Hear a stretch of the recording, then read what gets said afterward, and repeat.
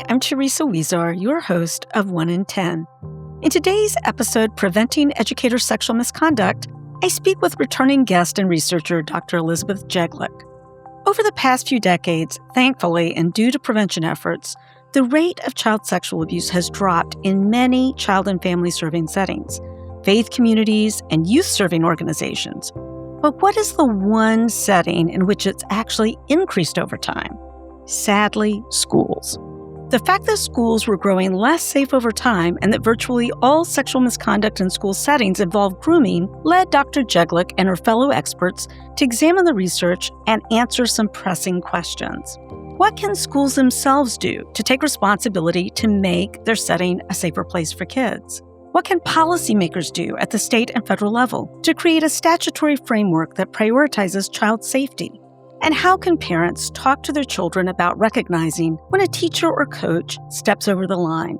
I know you'll be as interested in this conversation as I was. Please take a listen. Hi, Elizabeth. Welcome back to 1 in 10. Thank you so much again for having me. Well, let's see. I mean, you're an old hand now. This has to be our third or fourth conversation or something like that. So thank you for being so generous with your time.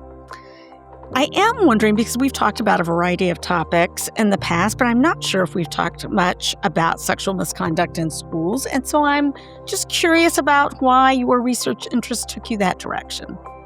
I think part of it was, as you know, I study sexual abuse prevention broadly. But one thing that kept coming up time and time again in the media were these cases of educator-perpetrated sexual abuse.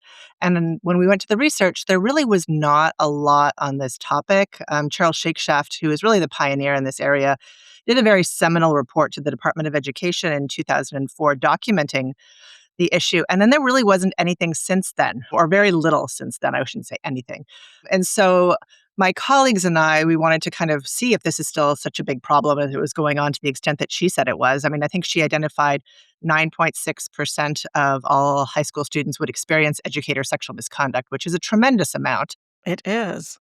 We used her methodology and we conducted a similar study where we surveyed 6,600 recent high school graduates on their experiences of child sexual abuse between K through 12. And we actually found that 11.7% reported some form of educator sexual misconduct, and with about 1% reporting some form of contact sexual abuse. And when you extrapolate that to the population of the US, that's like 500,000 plus kids who are going to be experiencing contact sexual abuse from a teacher. And these are the people that, are most trusted, the people that we, think that are helping and guiding our children. And so I think that was just something that really hadn't been well studied before. And so we have really worked with all our partners to kind of understand it better.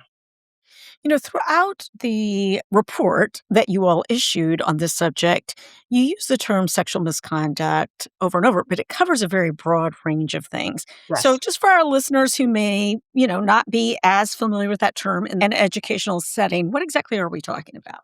So sexual misconduct is a broad term, as you note, and it defines boundary violations of a sexual nature, often verbal comments like sexual comments, which are clearly inappropriate in a school setting. But it can also, encompass sharing of images that are inappropriate, as well as contact sexual abuse. So much of your research has really related to grooming in the context of child sexual abuse. How do these two issues that we're talking about connect to each other? I think it's so important because we did a smaller study of 25 survivors of educator sexual abuse, and all 100% reported grooming. And so when we see these cases and when we hear survivors' accounts of these cases, they are almost textbook grooming cases. So, this is a gradual process where a child was selected and then they started to cross the boundaries and they start talking to them and texting them and emailing them, and it becomes increasingly sexualized. And then the contact sexual abuse happens, and then the disclosure is prevented. And so we were seeing the grooming stages really exemplified in these cases of educator sexual abuse. And so it's really important that when we are training people to prevent this, that they recognize that grooming is involved. One of the things in your report you also noted is that, people just wonder sort of, how does this start? How does it begin? And your report talks about it in this, as you've mentioned, boundary breaking behavior, but also ethical violations. Can you talk a little bit about that? Sure. Teachers have an ethical code of conduct, and there are general boundaries that we know as adults who work with children that we shouldn't cross. And obviously having a sexual relationship with a child or a minor is prohibited. But I think that it kind of starts with some of these boundary violations, right? Like, we have found generally that only about two-thirds of perpetrators go into the situation thinking, I am going to abuse this child. But we see that these boundaries start getting crossed. They start, giving one child more attention, talking to somebody a little bit more.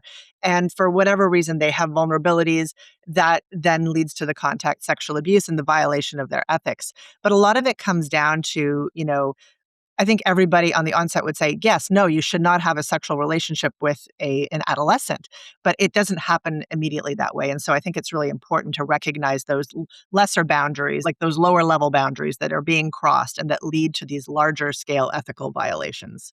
Things like communicating with students after school online or in a way that their parents aren't privy to, those Correct. kinds of things. So you're saying it can start in a way that, while not a good idea, might seem to a parent even, or certainly a child, as Sure. innocuous, Yep. or certainly not something where you're going to go, "That's grooming, I'm reporting that." But nonetheless, it can be an entry point into these Correct. other behaviors.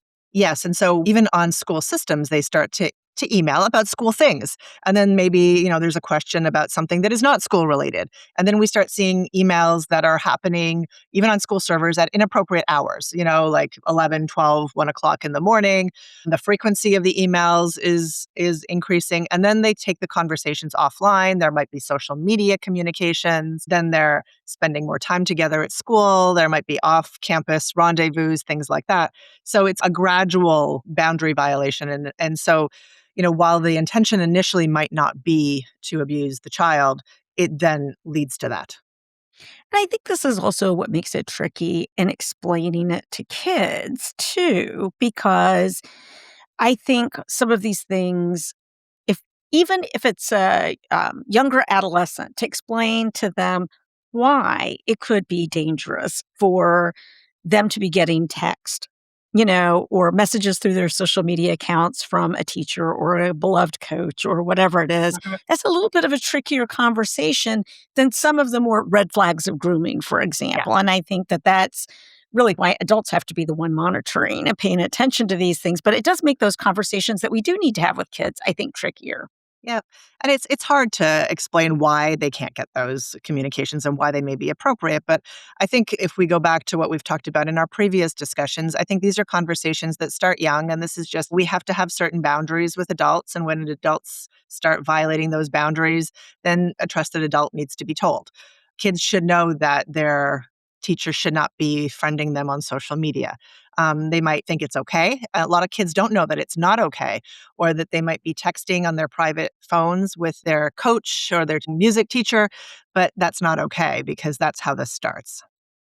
I really think one of the unique things about the school setting that makes this all even dicier is that kids naturally gravitate toward a mentor. And I think all of us can think of an example of someone who behaved perfectly appropriately and was a wonderful mentor to us and really shaped our academic or professional Absolutely. life. And yet, there's this other side of it where something can start seeming as though it's mentoring and then sort of take a turn into territory that is much more inappropriate and boundary breaking. And I'm glad you brought that up because the majority of teachers are not harming children and they are wonderful and they are, the mentors that our children need. And I myself have a teacher that kind of changed my life. And so we do have to celebrate teachers. But the dangerous thing lies in that there is this kind of slippery slope, I think, sometimes. And so having those professional boundaries is so important because we know that the violation of that trust is so harmful to the child, right? Like, you think that this is a teacher who is believing in you, who is, thinks that you're special, that is making you feel important. And then they go and they violate these sexual boundaries. And then that just really undermines your self confidence, your belief in teachers and the educational system and schools in general. So it's like the institutional betrayal that comes with that is really very traumatic. Oh, absolutely. One of the things you also noted is that some positions in schools seem to be more vulnerable to this sort of thing, which is not to say in a particular profession that is something about the profession makes it so, Correct. but just this sort of access, it seemed to me from what I was reading. So can you talk a little Yes. bit about that? So generally, we found that gym teachers and coaches and music teachers are disproportionately represented. And that is what we hypothesize is for a variety of reasons. One, if you think about where their offices are located, the music is usually off, the main hallways, as well as the gym and the gym teachers' offices. And so there's not that same oversight in terms of the spaces. And also, when you think about the way that gym and music programs are structured, they're less, like sitting rigidly in a classroom in a certain configuration with there's a lot more flexibility and there's a lot more opportunity for informal interactions, communications. They happen before and after school. There's sometimes the opportunity to travel. So there's a lot more informality in the relationships. And that's, I think, how some of those boundaries get crossed, and also how sometimes it can happen because we don't see them. Like there are, dead alleyways and, there are no cameras there. So it's easier for that to happen. It's so interesting that you say that. I was in band. I played clarinet very terribly, by the way, when I was in junior high and high school. But what is so interesting is the band hall was tucked away, just as exactly as you're saying.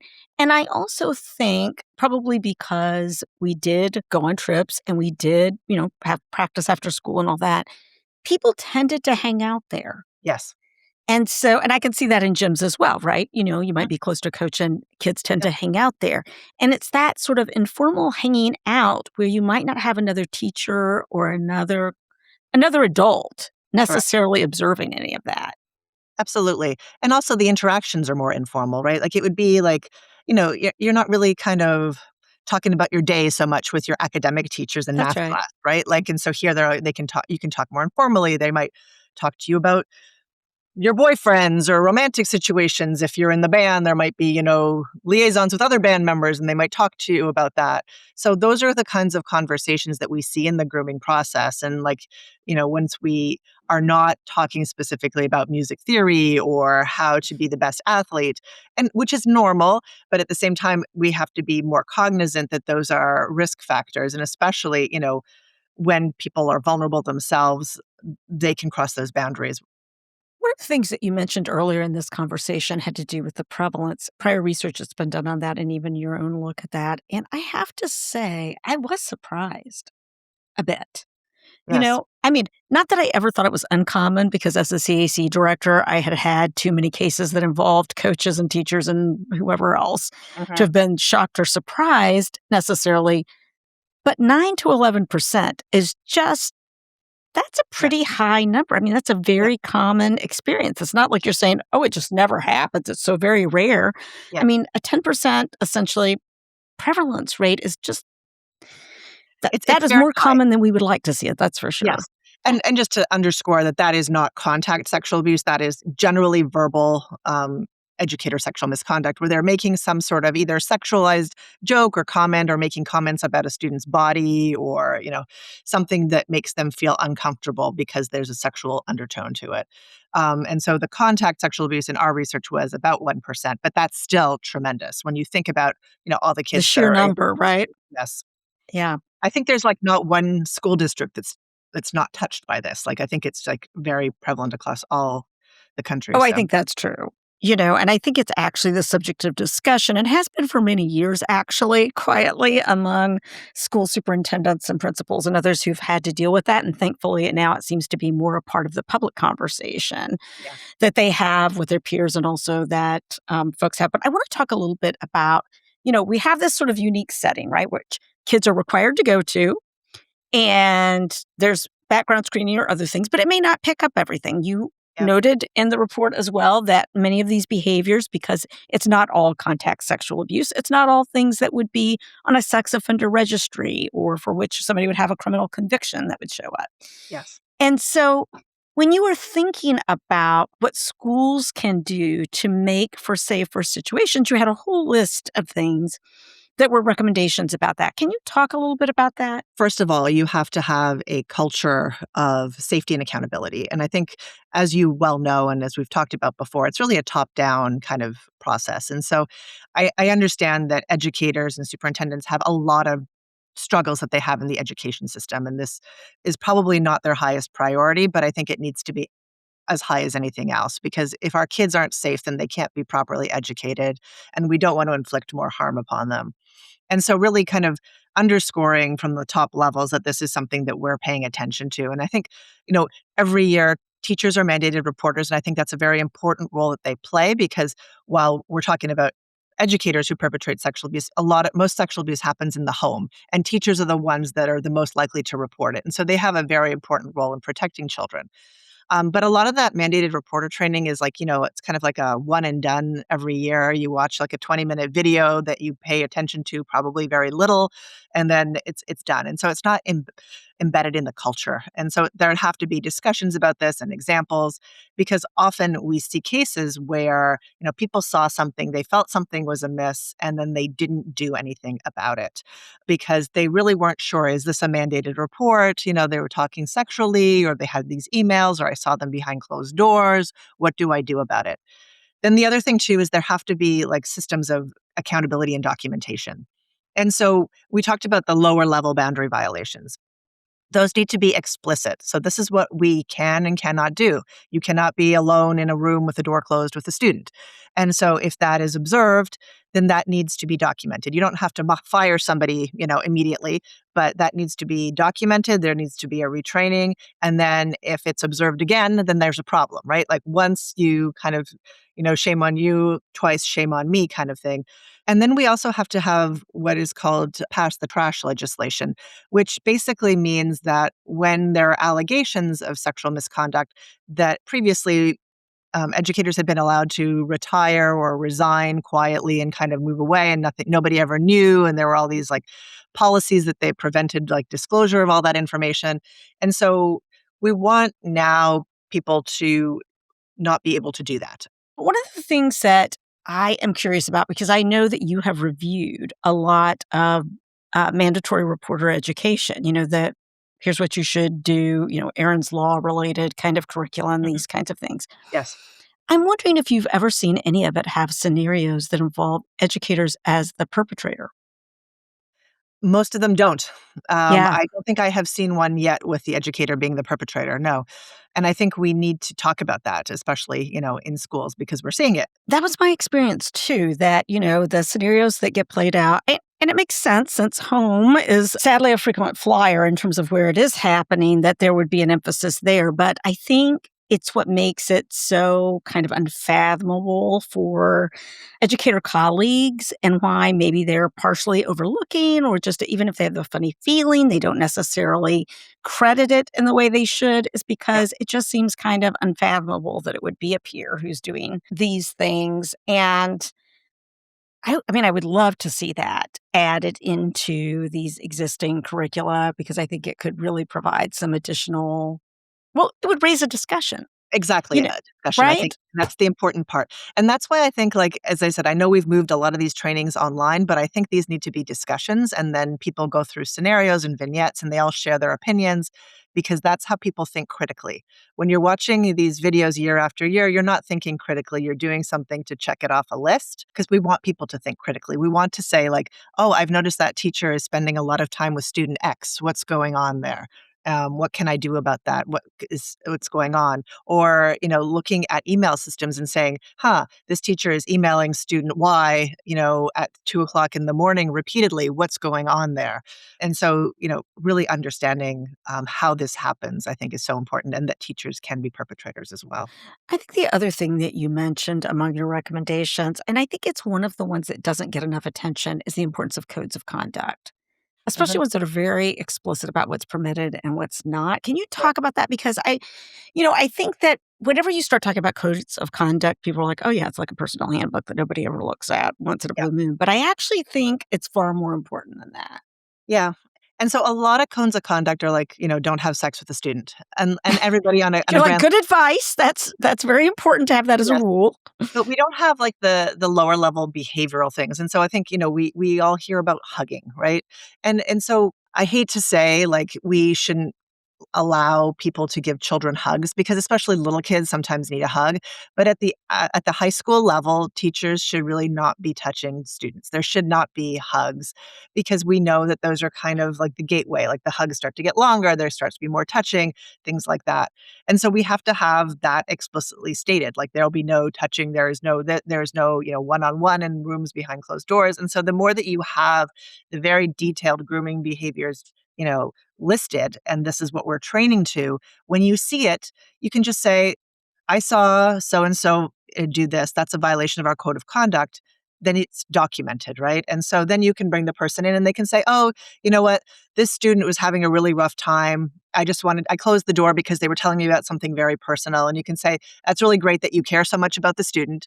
In the future, if that's happening, please let somebody else know, or please keep your door open, or go to a place or go to the counseling room and let the counselor know, just so that, you're protecting yourself and you're protecting the student.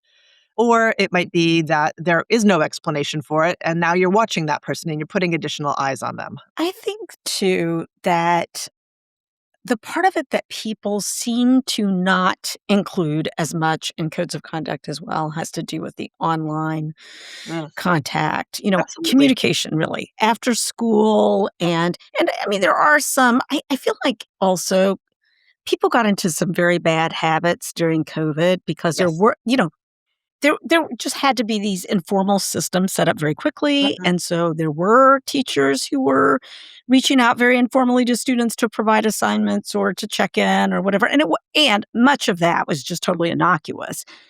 But some of it seems to have persisted as, like, normalized that you would Yes. have some of this, and that's where I have a lot of concern because I think there's so much grooming that happens online anyway and in Yes. all those ways that I feel like it doesn't get all of the attention it should in codes of conduct and in trainings and all the other places. Absolutely. And I have yet to see a present day case of educator sexual misconduct where there wasn't some social media or text messaging or emailing involved. And I think that really needs to be very strict, that communications between students and educators or school employees is only through school sanctioned systems that are monitored. If, like, I guess, like sometimes coaches, there's text messaging, but they have systems where you can, send blast.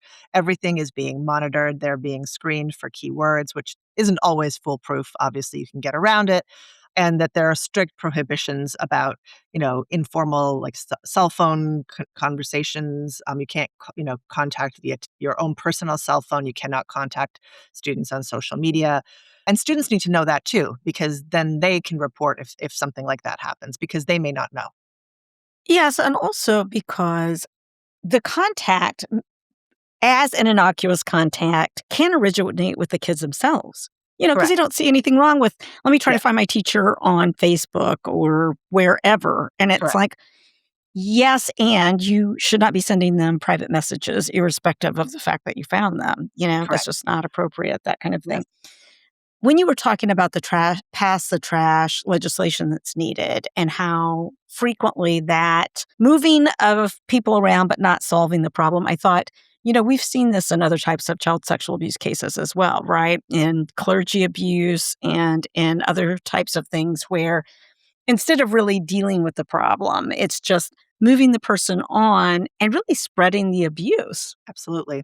Sometimes it's hard because, even when there is an investigation or the police are called, the allegations are unfounded.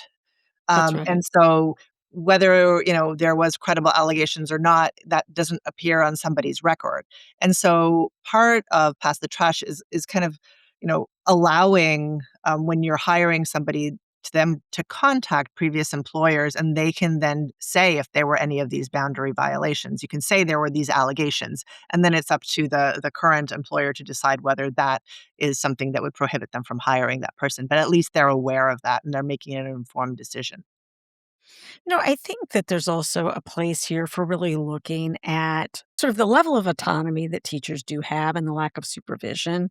Like, think about other workplaces. And for the Mhm. most part, there are regular supervision meetings with whoever the supervisor actually is, to check on with them how they're doing, feedback about behavior, all these things. And especially in small school systems where you might not have multiple staff holding the same level position on the same subject, I think that seems to sort of fall apart, and I don't think that one principal can sort of reasonably Yes. supervise, a big staff, and so I wonder to what degree, not that we have any easy fix for it, but I wonder to what degree this also contributes to the length of time someone can sort of misbehave before it gets picked up and Yeah. addressed. And because of the large nature of the student body and the schools, I mean, it's very hard to see, right? Like, so unless you know the students, if you're looking in the classrooms, it is hard to monitor.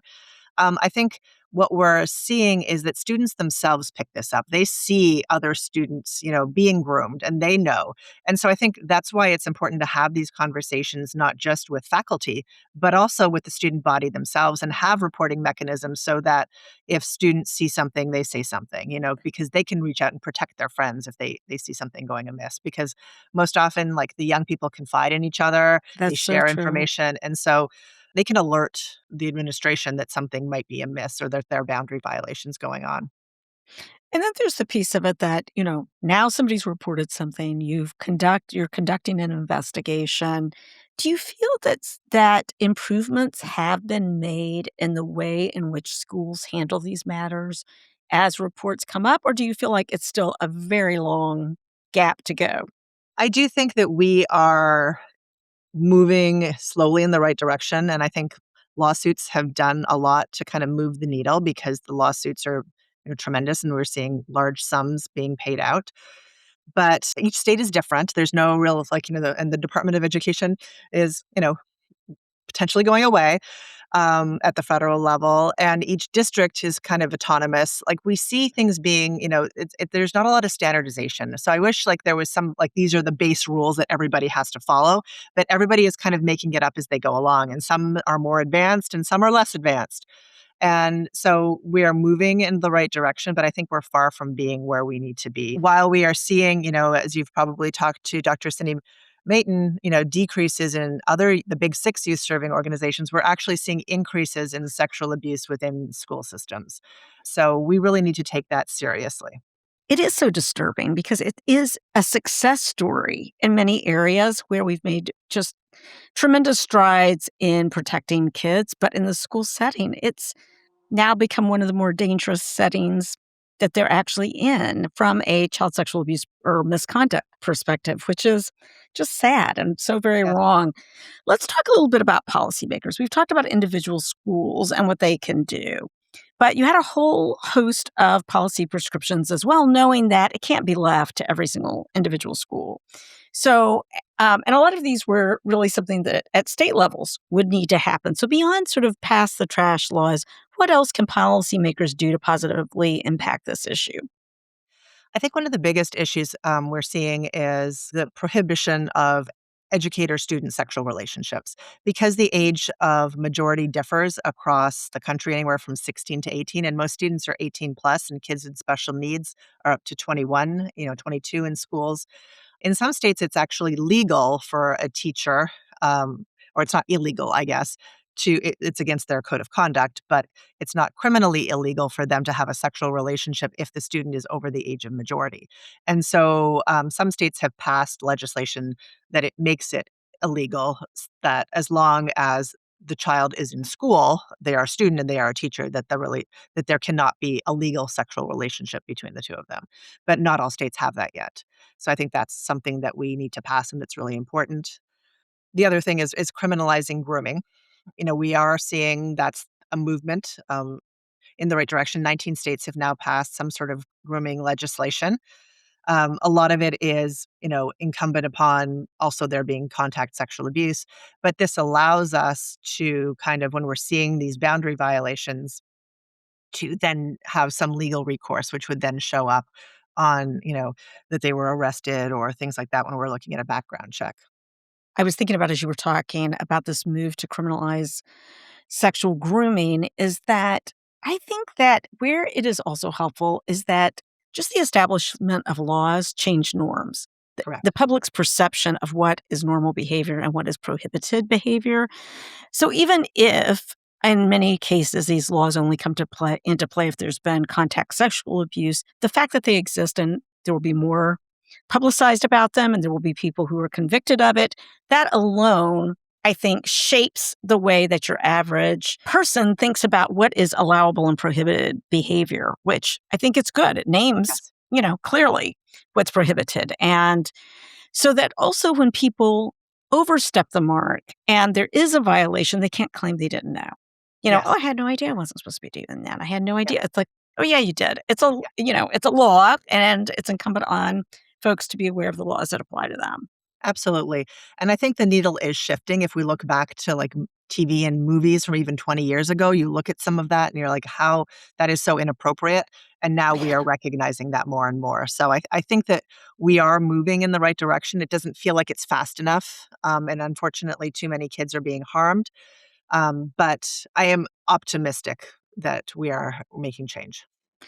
Let's talk about failure to report for a minute, because I think this is an area where I think the last state to have penalties for criminal penalties for failure to report might have been Pennsylvania. I don't know. We worked on this a few years back, Uh-huh. or maybe it was Maryland. But anyway, when we were looking at it, the sad fact was that it was so infrequent for anyone to actually get prosecuted for failure to report that it's not to say that it was worthless, but it certainly wasn't having any noticeable deterrent effect, that's for sure. Yes. I don't think it is frequently prosecuted, but I think I'm seeing more and more cases. That's Uh, good. I think part of that too, though, is incumbent upon like the education that is provided to mandated reporters. I think that, a lot of it is they are just unsure. They don't know what to do. And so they don't do anything because the fear of reporting someone, falsely is greater than the fear of not reporting. And so I think having, again, those conversations, the hypotheticals, walking through these situations, like when you hear a rumor that a teacher is having sex with a student, like what is that a mandated report? Even if it's just a rumor, like how do you handle those situations? And I think a lot of professionals, even though they've gone through the mandated reporter training and they know they are mandated reporters, and when they know that when they see something they're supposed to report it, they ultimately don't because a lot of it is just nebulous. And that goes back to like who are the perpetrators? It's the teacher of the year, it's the well-liked teacher, it's the teacher that's like the cool guy. And so, we don't perceive those people as sex offenders. And these are people we hang out with that we've worked with for 20 years. And so that also makes it more challenging. And so it's really important to A, label the behavior so that we know, and B, really just have conversations about it and with these hypotheticals and what do you do, because then people will be more prepared when it does happen. You noted in the paper that and in our earlier conversation as well, that the data is so spotty. Like there's on some of these things because there's no real requirement to carve out of federal data sources this particular pool. And I'm just curious because it's not like this issue hasn't been bubbling around for a while. And there haven't been efforts to change, for example, the way that, the FBI categorizes crimes. They've added things over the years, or Department of Education statistics that are turned in, what those look like, or other places in the federal government for that matter. Why do you think this has not been picked up yet? Because I don't think it's that it's an unknown issue. Is it just Well, inertia or the difficulty in changing these systems, or what is it? yeah, I think there are multiple, people working in the same space at different levels, and there's a lack of communication. I think there's probably politics involved. I mean, there's strong unions for teachers. I think that I mean, I know you said that it's not known, but I think it really is to a certain degree. Like, when even you, what you said, like, I was really surprised to hear these statistics. Like, people just still are not aware of it, even though it gets picked up a lot in the news. I think people still think it's a one-off, that it's not as Mm. common an occurrence. I think we're not really because otherwise, why are schools not taking it more seriously?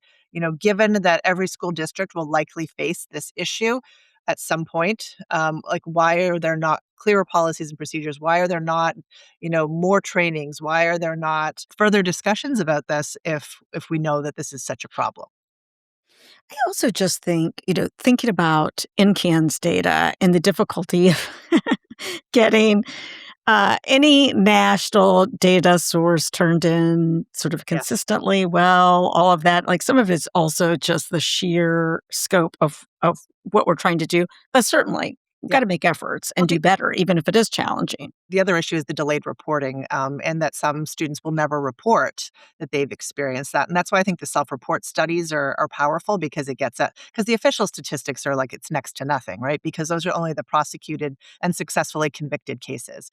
And That's right. so, I think given that there's such a discrepancy between what students are reporting and what the actual like criminal prosecution statistics are, that I think it's just such a hard thing to prosecute, and people don't report, especially with adolescents. We see that a lot of them believe at the time they're in a consensual relationship with the teacher perpetrator.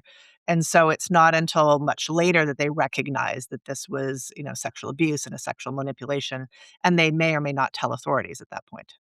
I'd like to kind of end the conversation and talking a little bit about parents for a minute, because while they're certainly not primarily responsible for what happens in the school setting. That's the school itself, and Mhm. policymakers have a responsibility. At the same time, they're the ones who are seeing and talking to their kids every day about what has happened to school and all of those things. Yeah. So, how do you think about what parents need to be saying to kids about these things, how they should think about their own role in terms? Because I think when they think about keeping their kids safe, right?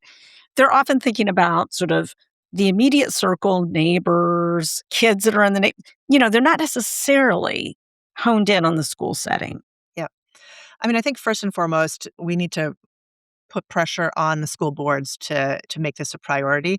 I know after we released this report that a lot of people sent it to their school boards, so that they're aware That's because great. then, but I think in talking to your children, I mean, I think it's just part of our sexual abuse prevention education that, I think one of the things we found in our research was that kids who are abused by teachers were more compliant and trusting. And so they Mm. kind of, these are the kids that often follow the rules, right? And we tell our kids like you have to listen to your teachers and do what your teacher says.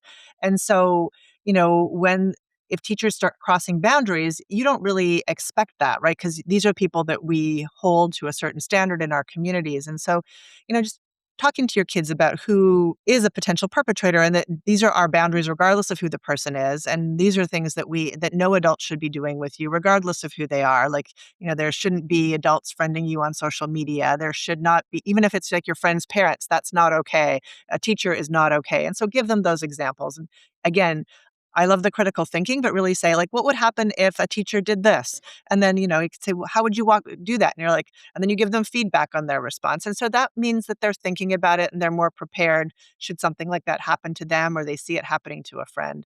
And I think, we have Aaron's Law and Jenna's Law. And so having these conversations at school, and as you noted, they don't often include educators, but including educators as potential perpetrators and how they handle that within the school system. Well, Elizabeth, you have looked at so many different aspects of sexual abuse, sexual misconduct, and grooming and all the things. What are you working on at the moment, or what's exciting and new to you in this area? We have a lot of data now that we really need to write up. We have Yeah. data now on sexual abuse in sport, and Oh, grooming, which great.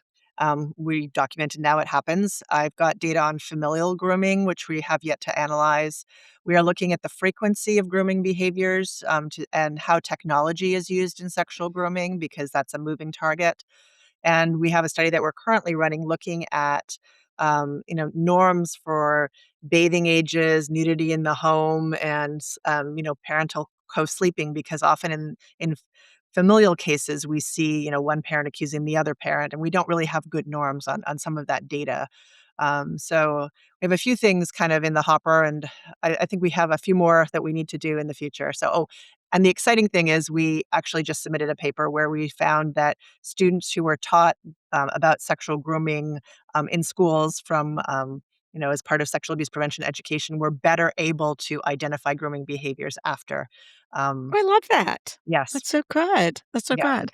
Well, I can see that we'll have lots to talk about on a future segment Yeah. too, but I'm so excited that you really are continuing down this important research path. I think it's just really the most important research that's going on in our field right now. So appreciate all that you and your colleagues are doing on this subject. Well, Is thank there you. anything else that I should have asked you and didn't, or anything else that you wanted to make sure that we talked about today?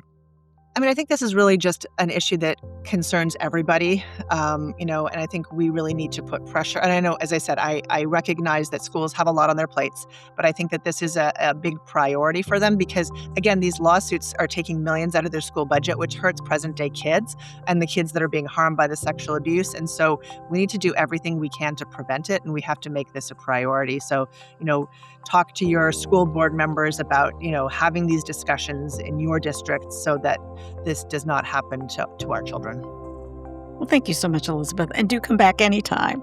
Thank you so much. Take care. Thanks for joining us on 1 in 10. If you like this episode, please like or subscribe. And for more information about this or any of our other episodes, please visit our podcast website at 1in10podcast.org.